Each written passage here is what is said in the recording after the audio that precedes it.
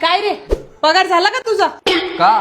अरे तिला पगार द्यायचाय ना. ती नाही का आपल्या घरात झाडू पोछा करते, काय तिचं नाव? साक्षी नाव आहे तिचं. हा, तुला कसं माहिती रे? तू तो गया बेटे. आता आपल्या घरी काम करते ना ती. हा का, पण तिला 17 तारखेला गावाला जायचंय ना. 17 नाही ग, 20 तारखेला जाणार आहे ती. तुला कसं माहिती रे?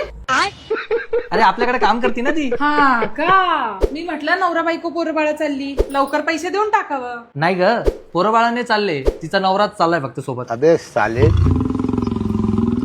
तुला कसं माहिती रे? आपल्या घरी काम करते ना ती. हा का, गावाला तिचं जरा अर्जंट काम आहे ना जमिनीचं.